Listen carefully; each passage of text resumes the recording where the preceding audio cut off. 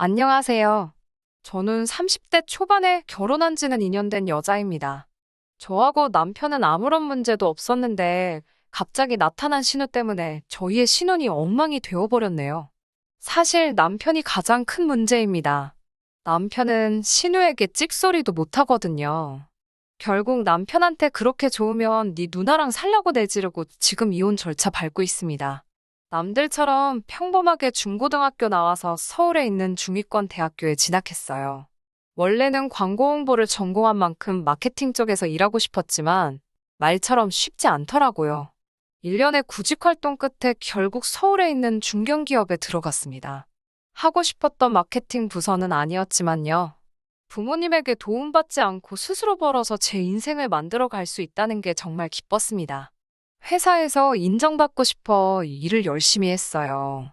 그리고 연애하는데 큰 관심도 없었습니다. 그렇게 회사와 집만 오가는 일상을 반복하고 살다 보니 어느새 제 나이가 29이더라고요. 친정 부모님은 이제 슬슬 좋은 사람 있으면 만나보라고 말씀하셨고, 저 역시 친한 친구들이 하나 둘 결혼한다고 하자 조바심도 들었어요. 그렇지만 갑자기 어디서 어떻게 사람을 만나야 할지 모르겠더라고요.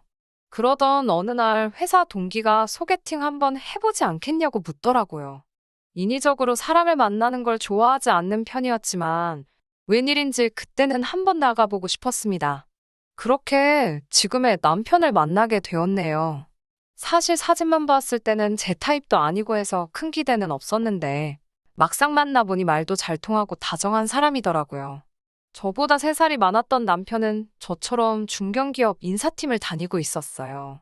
만남이 거듭될수록 서로 취향도 비슷하고 같이 있으면 즐거워서 어느 순간부터 당연하게 결혼에 대해서 이야기를 나누게 되더라고요. 그러면서 알게 된 몇 가지가 일단 남편에게는 은퇴하신 부모님이 계시다는 거였어요.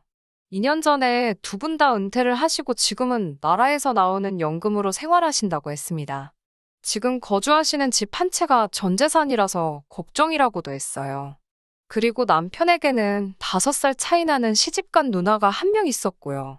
결혼한 누나를 빼고 세 가족이 한 집에서 살고 있었습니다. 제 경우 친정 부모님은 서울에서 곱창집을 하고 계셨어요. 작지만 오래된 곳이라 단골 손님도 많고 입소문도 많이 나서 장사는 늘 잘 되는 곳이에요. 그 곳에서 번 돈으로 저도 키우시고 작은 아파트와 상가도 마련하셨어요. 제가 직장을 갖기 전까지는 부모님과 같이 살았지만 돈을 벌기 시작하면서 독립을 했어요.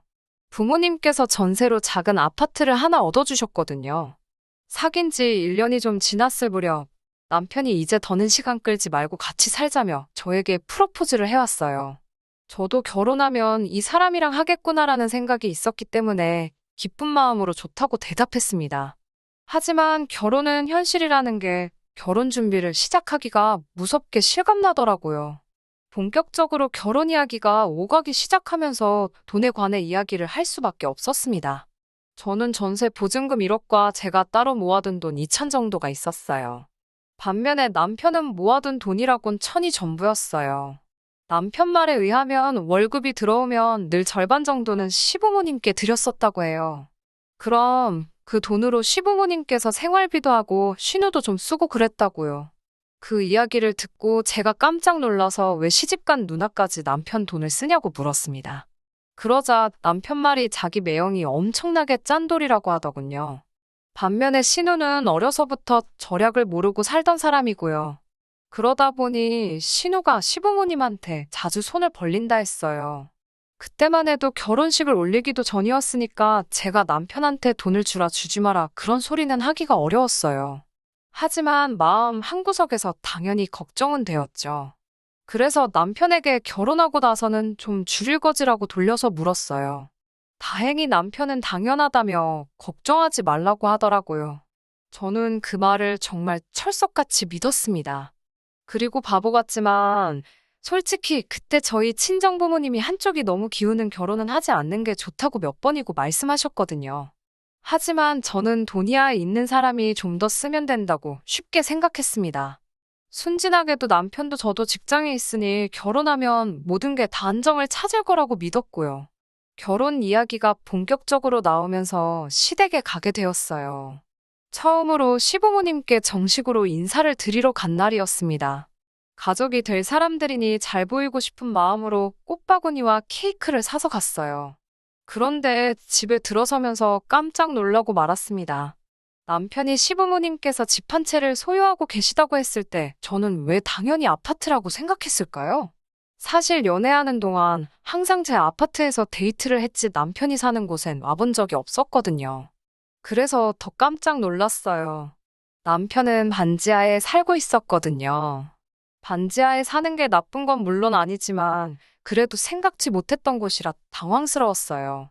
저를 더 당황스럽게 만들었던 건 신우도 와 있었다는 거예요. 시부모님과도 처음 만나는 자리였는데 신우까지 와 있으니 긴장이 되더라고요. 신우는 저를 위아래로 훑어보며 들어오라고 하더라고요. 그때만 해도 뭐 처음 보는 사이니까 자기도 모르게 훑어봤을 수도 있지라고 생각했어요. 그런데 자리에 앉아 있으니 신우가 더 노골적으로 저를 쳐다보더라고요. 보다 못한 시부모님이 네 올케 뚫어지겠다며 그만 쳐다보라고 할 정도였으니까요. 그러더니 대뜸 신우가 저한테 쌍꺼풀은 몇 살에 한 거냐고 물었습니다. 제가 황당해서 쌍꺼풀이요? 저 수술 안 했어요라고 대답하자 어쩐지 양쪽이 다른 게 별로더라며 웃더라고요. 뭐 이런 사람이 있나 싶었지만 내색 안 하고 꾹 참았습니다. 시부모님도 남편도 그냥 같이 웃어버리니 제가 기분 나쁜 티를 내기도 어려웠고요. 다행히 그 이후로 결혼식을 올리기 전까지 신우와 마주칠 일은 크게 없었습니다. 그런데 저희 부부가 신혼여행을 간 사이 집안에 난리가 났었어요. 신우는 결혼한 지 4년 차였는데 아이가 없었어요. 듣기로는 아주버님이 정말 아이를 가지고 싶어 했는데 어찌된 일인지 임신이 안 되더라고 들었거든요.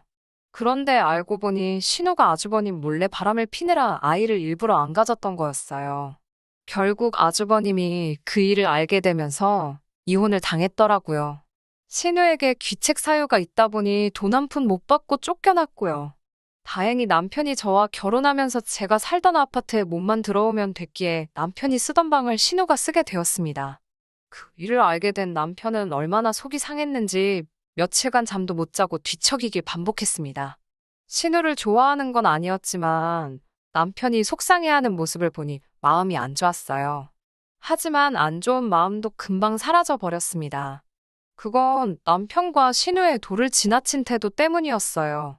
저희 부부는 결혼하면 금방 아이를 가질 생각이었어요.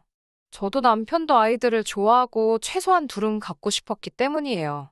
그런데 신우가 이혼하고 얼마 지나지 않았을 무렵 남편이 저에게 할 말이 있다고 하더라고요. 남편은 저에게 당분간 아이를 갖지 말자고 했어요. 제가 갑자기 그게 무슨 말이냐고 물으니 신우가 결국은 아이 때문에 이혼을 당한 거나 마찬가지 아니냐면서 우리가 아이를 가지면 신우가 얼마나 괴롭겠냐는 거예요. 그러니 신우가 좋은 사람을 다시 만나 새로운 가정을 이룰 때까지 우리가 기다려주자고 했습니다. 제가 그런 말도 안 되는 소리가 어딨냐고 그렇게는 안 된다고 했어요. 그러자 저더러 인정머리도 없는 여자라며 같은 여자끼리 서로 이해해주고 도와줘야지 왜 신우의 아픈 상처에 소금을 뿌리려고 하냐는 거예요. 저는 남편에게 신우가 이혼을 당한 건 아이 때문이 아니라 신우가 아주버님을 속였기 때문이고 그것 때문에 우리의 계획이 틀어지는 건 말이 안 된다고 다시 말했습니다. 하지만 남편은 완강하게 신우의 입장을 생각해줘야 한다는 거예요. 그러면서 저더러 이제 한 가족이니까 너무 제 입장만 생각하지 말고 신우의 마음도 좀 헤아려 주라고 했습니다. 특히 제가 아랫사람이니까 그 정도는 당연한 거라고요. 처음으로 남편이 다른 사람처럼 보였습니다. 자기 누나니까 속상한 건 알겠는데 그래도 저렇게 똥인지 된장인지 분간도 못하는 바보 천치인 줄은 몰랐으니까요. 하지만 이게 다가 아니었어요. 저희 부부는 생활비를 공동으로 관리합니다. 딱 얼마씩 내서 쓰는 건 아니지만 서로 투명하게 공개하고 그때그때 상황에 맞게 쓰는 편이에요. 그런데 언젠가부터 남편이 저에게 뭔가 숨기는 것 같았습니다. 외식을 하자고 해도 안 나가려고 하고 가기로 했던 여행도 취소하고요. 무슨 일이냐고 몇 번을 물어도 남편은 아무 일도 없다는데 좀처럼 믿음이 안 가더라고요. 저는 남편이 저 몰래 어디 돈이라도 빌려줬나 보증이라도 섰나 싶어 날이 갈수록 걱정이 커졌습니다. 그래서 결국 남편 몰래 남편 통장 정리를 했어요. 통장 정리를 하고 깜짝 놀랐습니다. 그나마 얼마 있던 잔고는 물론이고 그동안 받은 월급도 전부 신우한테 빠져나가고 없더라고요. 퇴근하고 들어온 남편을 앉혀놓고 정리한 통장 내역을 들이밀었습니다. 그러자 남편이 당혹스러운 표정을 하더니 저한테 자기한테 말도 없이 왜 통장 정리를 하냐고 화를 내더라고요. 저도 이번만큼은 지지 않고 이게 뭔지 확실히 설명하라고 맞섰어요. 남편은 제대로 저를 설득하려는 노력조차 해보지 않고 자기가 자기 돈자기 누나 주는데 뭐가 문제냐며 저더러 짜증난다고 소리를 치더라고요. 그러면서 아이 타령도 그만하래요. 아이를 갖고 싶은 게 아니라 그게 하고 싶어서 그런 거 아니냐면서 저더러 너무 밝힌다고 더럽다는 거예요. 어떻게 자기 아이의 엄마가 될 여자한테 그런 말을 할 수 있는지 충격에 거의 쓰러질 뻔했습니다. 하지만 저도 더러운 걸로 치면 네 누나가 더 더럽다고 저 발닦는 수건보다 더 더럽다고 한마디 해줬어요.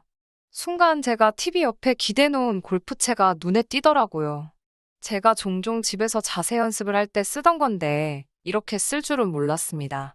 전 골프채를 집어들고 남편한테 당장 내 집에서 나가지 않으면 이걸로 네 그 주둥아리를 후려치겠다고 했습니다. 남편은 해볼 테면 해보라는 식이더군요. 그래서 일단 그걸로 소파 앞에 있는 커피 테이블을 내려쳤어요. 그러자 남편도 제가 장난이 아니라는 걸 알았는지 아니면 정신이 든 건지 저더러 뭐하냐고 미쳤냐며 내려놓으라고 하더군요. 내가 너 패고 껌값 물어주고 만다고 얻어터지기 싫으면 당장 짐 싸서 내 집에서 나가라고 소리를 질렀습니다. 그러자 남편도 상황 파악이 된 건지 자기가 잠깐 정신이 나갔던 것 같다고 제가 하라는 대로 할 테니 그만하라고 안절부절 못하더라고요. 남편의 그런 모습을 보니 얼마나 한심하던지요. 제가 다시 한번 골프채를 휘두르며 내가 이거 들고 니네 집에 쫓아가야 정신 차리겠냐고 하자 남편은 거의 울다시피 하며 대충 집을 챙겨 나가더라고요. 그런 남편 뒤통수에다 대고 그렇게 신우가 안쓰러워 죽겠으면 네가 옆에 끼고 먹여 살리라고 악다구니를 썼습니다. 한두 시간 지났을 무렵 신우한테 전화가 왔습니다. 그러더니 저에게 미친 어쩌고 하면서 욕을 하더라고요.